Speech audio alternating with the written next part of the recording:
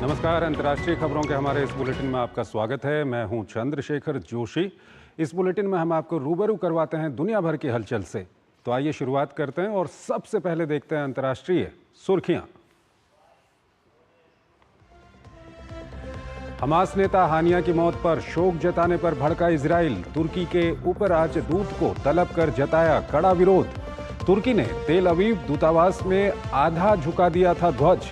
मौजूदा स्थिति के मद्देनजर भारतीय दूतावास ने जारी की एडवाइजरी। अपने नागरिकों को सतर्क रहने की दी सलाह।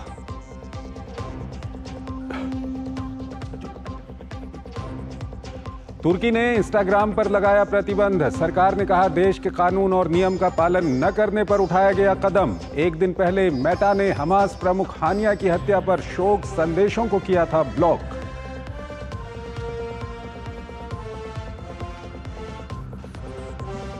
वेनेजुएला ने विपक्ष की जीत के पर्याप्त सबूत के अमेरिकी दावे को किया खारिज। अमेरिका पर लगाया तख्ता पलट के प्रयास का आरोप।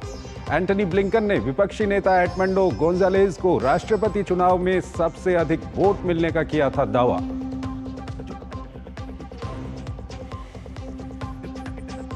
नाइजीरिया में महंगाई के खिलाफ फूटा लोगों का गुस्सा। कई शहरों में विरोध प्रदर्शन। पुलिस के साथ झड़प में करीब 1 दर्जन की मौत। स्थिति से निपटने के लिए लगाया गया कर्फ्यू।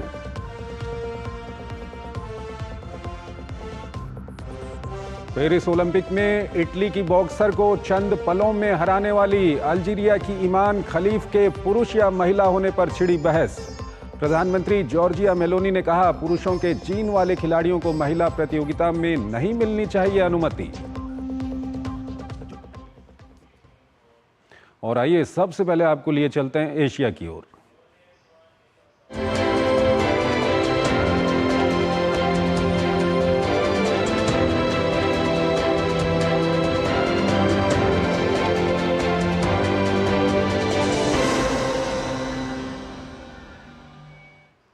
हमास और हिजबुल्लाह के खिलाफ इजराइल का सैन्य अभियान लगातार जारी है। वहीं हमास के राजनीतिक प्रमुख के मारे जाने के बाद तेल अवीव में तुर्की के दूतावास में ध्वज को आधा झुकाए जाने पर इजराइल ने तुर्की को फटकार लगाई है। इस सब के बीच इजराइल में बढ़ते तनाव की आशंका के बीच तेल अवीव स्थित भारतीय दूतावास ने भारतीय नागरिकों के लिए एडवाइजरी जारी कर सभी भारतीयों से सतर्क रहने को कहा है।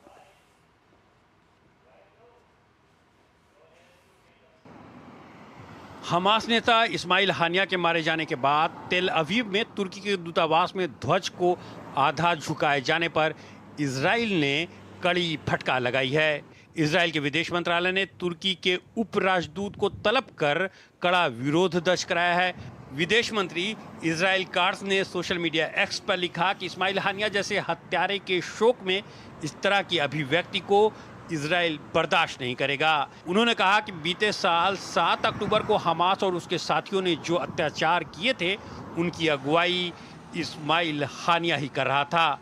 अगर दूतावास के प्रतिनिधि शोक मनाना चाहते हैं तो उन्हें तुर्की जाकर अपने आका अर्दवान के साथ शोक मनाना चाहिए, जो आतंकी संगठन हमास को गले लगाकर हत्या और आतंकी उनकी हरकतों का समर्थन कर रहे हैं। इस्माइल हानिया की बीते बुधवार को तेहरान में एक मिसाइल हमले में मौत हो गई थी। ईरान ने हमले के लिए इजराइल को जिम्मेदार बताया है। हालांकि इजराइल ने आधिकारिक तौर पर इस पर कोई प्रतिक्रिया नहीं दी है। इस बीच कतर के दोहा में हानिया को सुपुर्द खाक किया गया। उधर अपने शीर्ष कमांडर फुआद शुक्र की मौत से बौखलाए हिजबुल्लाह ने गुरुवार को उत्तरी इजराइल पर एक के बाद एक कई रॉकेट दागे। हालांकि आईडीएफ ने इन रॉकेटों को हवा में ही नष्ट कर दिया। इसके जवाब में दक्षिणी लेबनान में टियर में ताबड़तोड़ कई हमले किए गए। आईडीएफ ने शुक्रवार को एक वीडियो जारी कर इसकी जानकारी दी है। इस बीच ऑस्ट्रेलिया के विदेश मंत्री पेनी वेंग ने कहा है कि इजराइल ने गाजा में अप्रैल में विदेशी सहायता कर्मियों को जानबूझकर निशाना नहीं बनाया था। ऑस्ट्रेलिया सरकार ने एक समीक्षा रिपोर्ट जारी करते हुए कहा है कि गाजा में इजरायली हवाई हमले में अंतर्राष्ट्रीय सहायता कर्मियों की मौत गंभीर परिचालन विफलताओं का परिणाम थी, न कि उन्हें जानबूझकर निशाना बनाया गया था। 1 अप्रैल को गाजा में सहायता वाहनों के काफिले पर किए गए इजरायली हमले में वर्ल्ड सेंटर किचन के 7 कर्मचारी मारे गए थे। इसमें एक ऑस्ट्रेलियाई नागरिक भी शामिल था। हम इजराइल के प्रति फ्रैंकोम परिवार और ऑस्ट्रेलियाई सरकार के विचारों की वकालत करना जारी रखेंगे। हमारा मानना है कि माफी मांगी जानी चाहिए। इजरायल के बढ़ते तनाव और बड़े युद्ध की आशंका के बीच तेल अवीव स्थित भारतीय दूतावास ने भारतीय नागरिकों के लिए एडवाइजरी जारी की है। दूतावास ने एडवाइजरी में सभी नागरिकों से सतर्क रहने को कहा है। साथ ही उन्हें स्थानीय अधिकारियों द्वारा जारी किए गए सुरक्षा प्रोटोकॉल को फॉलो करने की भी सलाह दी गई है। वहीं फ्रांस ने ईरान की यात्रा कर रहे अपने नागरिकों से तुरंत वहां से निकल जाने की अपील की है।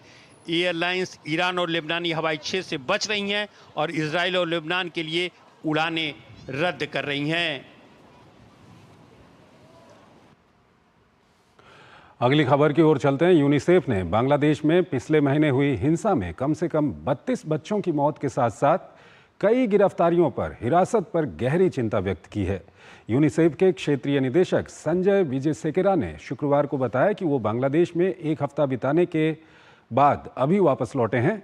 उन्होंने हालिया हिंसा से बच्चों पर जो प्रभाव पड़ा उसे बेहद चिंताजनक बताया।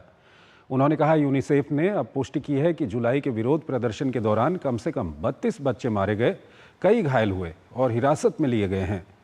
विजय सेकेरा ने कहा कि बच्चों की हर समय सुरक्षा की जानी चाहिए और ये सबकी जिम्मेदारी है। चलिए अब आपको लिए चलते हैं अमेरिका की ओर।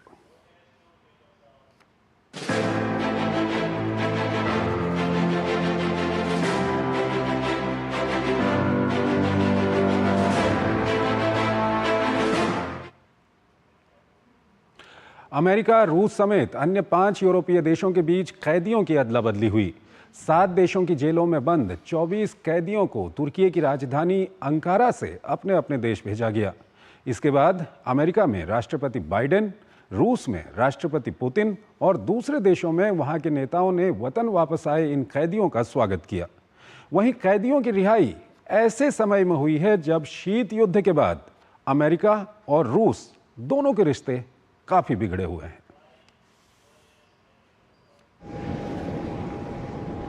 अमेरिका के जॉइंट बेस एंड्रूज पर राष्ट्रपति जो बाइडेन, उपराष्ट्रपति कमला हैरिस और कुछ अमेरिकी नागरिक खास मेहमानों का इंतजार कर रहे थे। ये खास मेहमान थे कई सालों से वतन वापसी की आस लगाए बैठे 3 अमेरिकी नागरिक जो कि रूस की जेल में बंद थे। कुछ ऐसा ही नजारा था रूस, जर्मनी, पोलैंड, स्लोवेनिया, नॉर्वे और बेलारूस में भी। रूसी राष्ट्रपति पुतिन अपने नागरिकों के स्वागत के लिए उनको वो हवाई अड्डे पर फूलों के गुलदस्ते के साथ पहुंचे और उन्होंने गले लगाकर रूसी नागरिकों का वतन में स्वागत किया। कई कैदियों की जिंदगी में आया ये भावुक पल 1 साल से भी अधिक समय से हो रही लंबी गुप्त राजनयिक बैठकों के कारण संभव हो पाया। दरअसल अमेरिका, रूस समेत अन्य 5 यूरोपीय देशों के बीच कैदियों की अदला बदली हुई है। 7 देशों की जेलों में बंद 24 कैदियों को तुर्की की राजधानी अंकारा से अपने अपने देश भेजा गया। कैदियों के साथ 2 नाबालिग भी शामिल थे जो कि कैदियों के ही बच्चे थे। शीत युद्ध के बाद अमेरिका रूस के बीच हुई ये सबसे बड़ी कैदियों की अदला बदली बताई जा रही है। अमेरिका की कोशिश थी कि इस डील के जरिए अलेक्सी नवल्नी को भी अमेरिका लाया जाए, लेकिन उससे पहले ही उनकी रूस में संदेहास्पद स्थितियों में मौत हो गई। हालांकि अलेक्सी नवल्नी के सहयोगियों ने कैदियों के साथ मुलाकात की। अमेरिकी कैदियों की वापसी पर व्हाइट हाउस ने गलत तरीके से बंदी बनाए गए लोगों के सम्मान में झंडा फहराकर उनका स्वागत किया। यह कूटनीति और दोस्ती के चलते संभव हो सका है। कई देशों ने इस डील के पूरा होने में मदद की है। मेरे अनुरोध पर वो सारे देश इस जटिल वार्ता का हिस्सा बने और मैं उन सभी को धन्यवाद देता हूँ।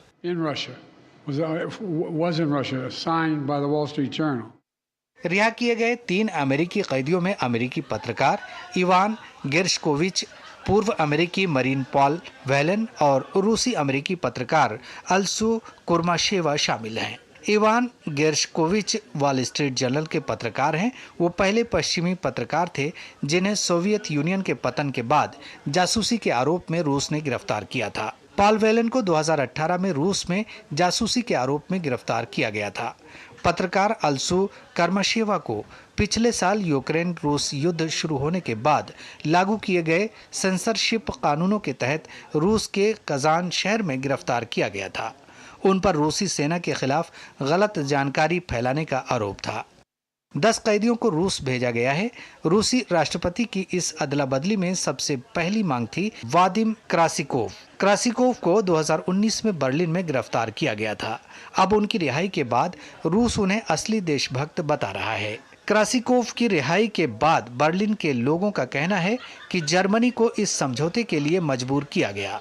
वहीं जर्मन चांसलर ओलाफ स्कोल्स ने क्रासिकोव की रिहाई को कठिन लेकिन जर्मन और अमेरिकी नागरिकों की सुरक्षा के लिए जरूरी बताया। जर्मनी के 13 कैदियों को वापस भेजा गया है। 24 कैदियों की रिहाई ऐसे समय में हुई है जब शीत युद्ध के बाद अमेरिका और रूस के रिश्तों में खटास है। बाइडेन इसे अपनी कूटनीतिक जीत के तौर पर देख रहे हैं। वेनेजुएला में जहां राष्ट्रपति चुनाव में चुनाव आयोग ने मादुरो को तीसरी बार विजेता घोषित किया, वहीं अमेरिका ने विपक्षी नेता एडमंडो गोंजालेज के चुनाव जीतने का दावा किया। इस सब के बीच वेनेजुएला की सरकार ने अमेरिकी दावे को खारिज कर दिया। वहीं ब्राजील, मैक्सिको और कोलंबिया सहित क्षेत्र के दूसरे देशों ने वेनेजुएला की सरकार से विस्तृत मतदान आंकड़े जारी करने का आह्वान किया है। वेनेजुएला की सरकार ने राष्ट्रपति चुनाव में विपक्ष की जीत के पर्याप्त सबूत होने के अमेरिकी दावे को खारिज कर दिया है। वेनेजुएला के विदेश मंत्री यवन गिल ने कहा है कि अमेरिका उनके देश में तख्ता पलट के प्रयास में सबसे आगे है। इससे पहले अमेरिकी विदेश मंत्री एंटनी ब्लिंकेन ने कहा था कि विपक्षी नेता एडमंडो गोंजालेज ने चुनाव जीत लिया है और उन्हें सबसे ज्यादा वोट मिले हैं। ब्लिंकेन ने कहा कि पर्याप्त सबूतों को देखने के बाद अमेरिका और वेनेजुएला की जनता ये मानती है कि एडमंडो गोंजालेज उरुटिया ने सबसे अधिक वोटों से वेनेजुएला का 28वां राष्ट्रपति पद का चुनाव जीता है। बीते रविवार को सरकार नियंत्रित चुनावी परिषद ने यह घोषणा की थी कि राष्ट्रपति मादुरो ने तीसरी बार राष्ट्रपति पद का चुनाव जीत लिया है। इसके बाद वेनेजुएला की विपक्षी पार्टी ने ईवीएम से प्राप्त डाटा के आधार पर इसे गलत बताते हुए इसका खंडन किया था। विपक्षी पार्टी का कहना था कि हमने वोटों का मिलान किया है और कह सकते हैं कि हमने काफी बड़े अंतर से चुनाव जीता है। इससे पहले राष्ट्रपति मादुरो ने यह आरोप लगाया था कि विदेशी ताकतें चुनाव में हस्तक्षेप करने की कोशिश कर रही हैं। राष्ट्रपति मादुरो की जीत की घोषणा के बाद से ही वेनेजुएला की राजधानी कराकस में व्यापक विरोध प्रदर्शन शुरू हो गए हैं।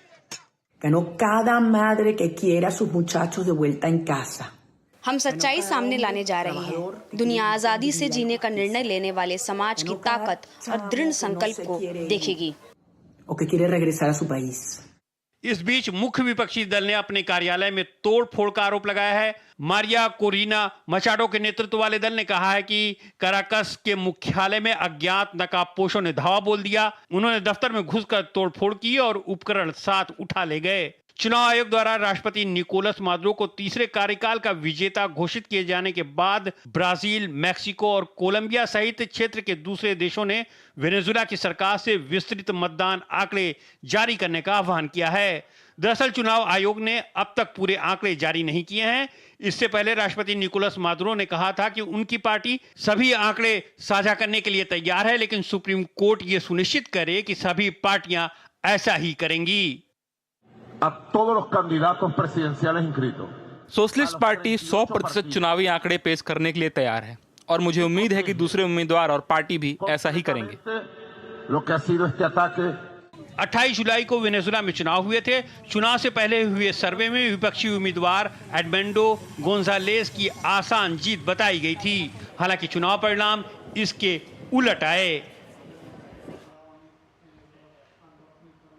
एक छोटा सा ब्रेक लेते हैं यहाँ पर। MDH का किचन किंग किचन में हो तो हम सब कुछ बना सकते हैं। बैंगन का भरता, आलू गोभी, भिंडी मसाला और भी बहुत कुछ। MDH। काट! सुरक्षा की गारंटी हर चीज में जरूरी है, चाहे वो मुश्किल स्टंट हो या अच्छी फसल। इसीलिए ले आइए IIL के ट्रैक्टर ब्रांड का शिनबा, जो देता है सुंडी और ट्रिप से सुरक्षा की गारंटी। ए संभाल कर, हाँ, आई मारो पप्पा फॉरेन थी लाई आव्यो। हाँ। सत्यानाश। भाई नुकसान कैसा भरेगा तुम? स्टॉक मार्केट में भी रिस्क उतना ही लें जितने की कैपेसिटी और रिस्क की जानकारी हो। ऑप्शंस ट्रेडिंग बहुत सोच समझ कर करें। अरे वाह डिकरा, एकदम बराबर। रिस्क समझ कर लेने का। सोच कर समझ कर इन्वेस्ट कर। अगर छोले बने तो गोल्डी छोले मसाले, जहाँ जाए रिश्ते बनाए, जहाँ जाए रिश्ते बनाए, गोल्डी मसाले। स्वागत है आपका ब्रेक के बाद और आइए अब बात करते हैं यूरोप की।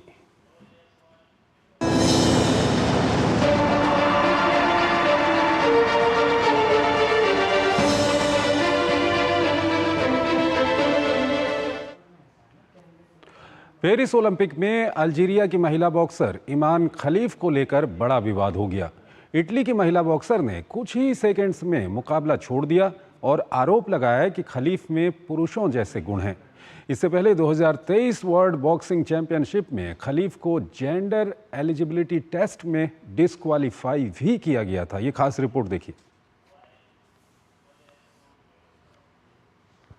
पेरिस ओलंपिक में महिला बॉक्सिंग स्पर्धा में उस वक्त हंगामा मच गया जब 66 किलो भार वर्ग में अल्जीरिया और इटली की महिला बॉक्सरों का मैच विवादों में घिर गया। इटली की बॉक्सर सिर्फ 46 सेकंड में नम आंखों के साथ रिंग छोड़ने पर मजबूर हो गईं। दरअसल पेरिस में अल्जीरिया की ईमान खलीफ और इटली की एंजेला करीनी के बीच मुक्केबाजी का मुकाबला चल रहा था, लेकिन खलीफ के पंच के बाद करीनी 30 सेकंड में ही ढेर हो गईं। दोबारा फाइट शुरू हुई, लेकिन चंद सेकंड में उन्होंने हथियार डाल दिए थे और सही नहीं है कहते हुए रिंग से बाहर चली गईं। फिर पूरी दुनिया में ईमान खलीफ की जेंडर पर बवाल खड़ा हो गया। दावा किया गया कि पेरिस ओलंपिक में एक पुरुष मुक्केबाज का मुकाबला एक महिला मुक्केबाज से कराया गया। इस दावे को बल मिला इंटरनेशनल बॉक्सिंग एसोसिएशन द्वारा लिए गए 2023 के एक फैसले से। 2023 में महिलाओं की वर्ल्ड बॉक्सिंग चैंपियनशिप नई दिल्ली में आयोजित हो रही थी। इस दौरान हुए एक जेंडर एलिजिबिलिटी टेस्ट में ईमान खलीफ और ताइवान की लिन यू थिंग को नाकाम करार दिया गया। इसके पीछे एसोसिएशन ने तर्क दिया कि डीएनए टेस्ट में पाया गया कि बॉक्सरों में एक्स और वाई क्रोमोसोम थे जो कि पुरुषों में पाए जाते हैं। वहीं पिछले साल जून में ही इंटरनेशनल ओलंपिक कमेटी ने इस संगठन की वर्ल्ड गवर्निंग बॉडी के तौर पर इसकी सदस्यता खत्म कर दी थी। खलीफ के खिलाफ फैले आक्रोश के मद्देनजर आईओसी ने इंटरनेशनल बॉक्सिंग एसोसिएशन के मनमाने फैसले की आलोचना की है। उन्होंने इंटरनेशनल बॉक्सिंग एसोसिएशन के फैसले को जल्दबाजी में लिया गया फैसला बताया है। इस पूरे मामले के बाद इटली की प्रधानमंत्री जॉर्जिया मेलोनी ने एंजेला करीनी से मुलाकात की। इस दौरान उन्होंने कहा कि करीनी को इस घटना के बाद भी खेलना जारी रखना चाहिए। जिन खिलाड़ियों में पुरुषों के जीन्स होते हैं उन्हें महिला प्रतियोगिता में हिस्सा लेने की अनुमति नहीं मिलनी चाहिए। आईओसी का घटना को लेकर कहना है कि टेस्टोस्टेरोन परीक्षण लिंग परीक्षण कराने का आदर्श तरीका नहीं है। 2023 में इंटरनेशनल बॉक्सिंग एसोसिएशन द्वारा ईमान खलीफ और लिन यू थिंग को प्रतियोगिता से बाहर किए जाने के बावजूद पेरिस ओलंपिक में दोनों खिलाड़ियों को हिस्सा लेने की अनुमति दी गई थी। टेस्टोस्टेरोन एक आदर्श परीक्षण नहीं है। कई महिलाओं में टेस्टोस्टेरोन हो सकता है जिसके चलते उन्हें पुरुष के बराबर माना जाएगा, पर ऐसा नहीं है कि वे अभी भी महिलाएं ही हैं, पर वह महिलाओं के ही खेलों में हिस्सा लेंगी। इस पूरे विवाद के बाद अब दोनों ही महिला खिलाड़ियों के प्रति फैंस सहानुभूति दिखा रहे हैं, लेकिन कई बार खिलाड़ियों को गलत नियमों के चलते आलोचना का सामना करना पड़ता है। कभी कभी उन्हें अपने जीते हुए मेडलों के साथ भी समझौता करना पड़ता है। अगली खबर, तुर्की में अधिकारियों ने शुक्रवार को देश भर में इंस्टाग्राम पर प्रतिबंध लगा दिया है। तुर्की की सरकार ने कहा कि देश के नियम कानून का पालन न करने के चलते ये कदम उठाया गया। इस फैसले के चलते तुर्की में कई users social media platform x के जरिए शिकायत कर रहे हैं कि उनका इंस्टा फीड काम नहीं कर रहा है। तुर्की में दूरसंचार नियामक प्राधिकरण BTK ने विवरण दिए बिना अपनी वेबसाइट पर लिखा, 2 अगस्त 2024 को लिए गए निर्णय के बाद इंस्टाग्राम को ब्लॉक कर दिया गया है। हालांकि ये कदम अंकारा सरकार के आरोपों के बाद आया है कि इंस्टाग्राम फलस्तीनी आतंकवादी समूह हमास के राजनीतिक प्रमुख इस्माइल हानिया की मौत से संबंधित पोस्ट को रोक रहा है। जर्मनी शुक्रवार को आधिकारिक तौर पर दक्षिण कोरिया में अमेरिका के नेतृत्व वाली संयुक्त राष्ट्र कमान का 18वां सदस्य बन गया। यूएनसी एक बहुराष्ट्रीय सैन्य बल है जो दक्षिण और उत्तर कोरिया के बीच भारी किलेबंदी वाले असैन्यीकरण किए हुए क्षेत्र DMZ में मामलों की देखरेख करता है। दक्षिण कोरिया और उत्तर कोरिया तकनीकी रूप से युद्ध में बंधे हुए हैं। इसकी स्थापना 1950 में की गई थी और इसे उत्तर कोरिया के साथ संचार के एक चैनल के रूप में काम करते हुए शांति बहाल करने और युद्ध विराम लागू करने का जिम्मा सौंपा गया था। इस अवसर पर जर्मनी के रक्षा मंत्री बोरिस पिस्टोरियस ने क्षेत्र में शांति और सुरक्षा के लिए बर्लिन की प्रतिबद्धता पर जोर दिया। एक और छोटा सा ब्रेक। दादी के हाथों का जादू और खुशबू से महकता घर। MDH गरम मसाला, असली मसालों से भरा हूँ मैं, क्योंकि हर रिश्ता है स्वाद से जुड़ा। बात जब पीढ़ियों के लिए बनने वाले घर की हो तो जिम्मेदारी बड़ी हो जाती है। गैलेंट समझता है ये जिम्मेदारी। अब डबल M रिब्स के साथ गैलेंट एडवांस TMT रीबार, निर्माण का रियल हीरो। भाई मैंने भी इस बार SIP करके म्यूचुअल फंड में पैसे डाले, तो मुझे ये जानना था कि KYC का चक्कर क्या है। म्यूचुअल फंड सही है .com या अपने म्यूचुअल फंड की वेबसाइट पे जाओ, पैन नंबर डालो और सिर्फ इतना देखो कि तुम्हारा KYC स्टेटस रजिस्टर्ड है या वैलिडेटेड। रजिस्टर्ड हो तो आधार और पैन कार्ड के साथ अपना KYC वैलिडेट करो, जरूरी है और ज्यादा वक्त भी नहीं लगता। और वैलिडेटेड हो तो सही है। सही है। म्यूचुअल फंड निवेश बाजार जोखिमों के अधीन है। योजना से जुड़े सभी दस्तावेजों को ध्यान से पढ़ें। राशि की स्कूल फीस, घर का किराया, कितनी जिम्मेदारियां हैं सर पे। तुम तो टर्म लाइफ इंश्योरेंस लिए बिना ही चले गए। पॉलिसी बाजार पे 1 करोड़ का टर्म लाइफ इंश्योरेंस सिर्फ 470 रुपए महीने से शुरू।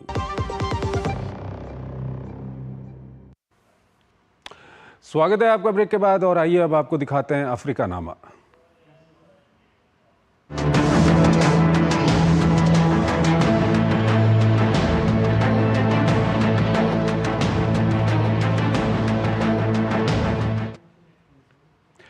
कीनिया की तरह नाइजीरिया में भी हिंसक विरोध प्रदर्शन शुरू हो गए हैं। यहाँ भी महंगाई, बेरोजगारी और आर्थिक संकट के खिलाफ लोग सड़कों पर उतर आए हैं। पुलिस और प्रदर्शनकारियों के बीच हुई झड़प में 1 दर्जन से अधिक लोग मारे गए हैं। यहाँ जानकार बेपटरी हुई अर्थव्यवस्था और कमर तोड़ महंगाई के लिए राष्ट्रपति बोला टिनुबू की आर्थिक नीतियों को जिम्मेदार मानते हैं। महंगाई, बेरोजगारी और आर्थिक संकट के खिलाफ कीनिया के तर्ज पर नाइजीरिया में भी लोग सड़कों पर उतर आए हैं। गुरुवार को शुरू हुआ विरोध प्रदर्शन हिंसक हो गया है। राजधानी अबूजा में पुलिस ने प्रदर्शनकारियों को तितर-बितर करने के लिए आंसू गैस के गोले छोड़े। पुलिस और प्रदर्शनकारियों के बीच हुई झड़प में 1 दर्जन से अधिक लोगों की मौत हो गई है। पुलिस सार्वजनिक संपत्तियों को नुकसान पहुंचाने और लूटपाट के आरोप में उत्तरीय राज्यों कानो और कटसीना में 300 से अधिक प्रदर्शनकारियों को गिरफ्तार कर लिया है। बिगड़ती स्थिति के मद्देनजर कई इलाकों में कर्फ्यू लगा दिया गया है। हालात से निपटने के लिए सरकार सेना की मदद ले सकती है। प्रदर्शनकारियों ने हमारी बख्तरबंद कार को नष्ट कर दिया है, जिसके चलते कुछ को अब गिरफ्तार किया गया है। कभी नाइजीरिया अफ्रीका की सबसे बड़ी अर्थव्यवस्था हुआ करता था, लेकिन दशकों से सबसे खराब आर्थिक संकट के कारण अब उसका ये दर्जा छिन गया है। आसमान छूती महंगाई और अस्थिर विनिमय दर की वजह से रोजमर्रा की चीजें लोगों की पहुंच से दूर होती जा रही हैं। दवाओं के आयात पर अधिक लागत के कारण स्थानीय कीमतों में बेतहाशा इजाफा हो गया है, जिसके चलते कई बुनियादी दवाएं बाजार से गायब हो गई हैं। विश्लेषकों का अनुमान है कि नाइजीरिया 2024 में अफ्रीकी अर्थव्यवस्थाओं की सूची में 4थे स्थान पर पहुंच सकता है। व्यवसायियों को बाजार में टिके रहने के लिए काफी मशक्कत करनी पड़ रही है। बाजार में चीजें महंगी हो गई हैं। नाइजीरियाई पीड़ित हैं, नाइजीरियाई भूखे हैं, गुस्से में हैं। जैसा कि आप जानते हैं, नाइजीरिया में आज बहुत सारे लोग बेरोजगार हैं। जानकार बेपटरी हुई अर्थव्यवस्था और कमर तोड़ महंगाई के लिए राष्ट्रपति बोला टिनुबू की आर्थिक नीतियों को जिम्मेदार मानते हैं। उन्होंने पदभार संभालने के बाद से आर्थिक सुधारों को आवश्यक बताते हुए कई बड़े कदम उठाए हैं, जिसका प्रभाव अर्थव्यवस्था पर पड़ता दिखाई दे रहा है। उन्होंने ईंधन पर अचानक सब्सिडी को खत्म कर दिया, जिसके चलते ईंधन की कीमतें दोगुनी हो गईं।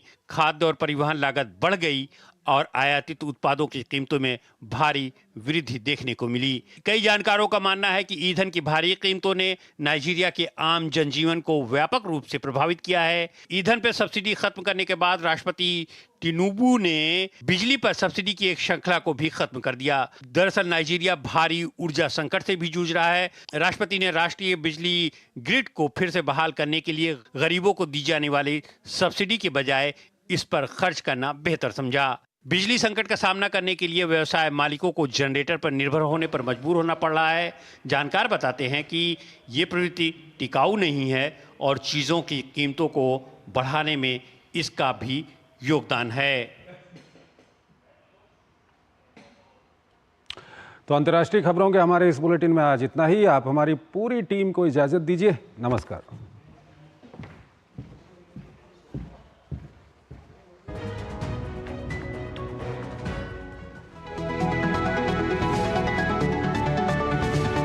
Oh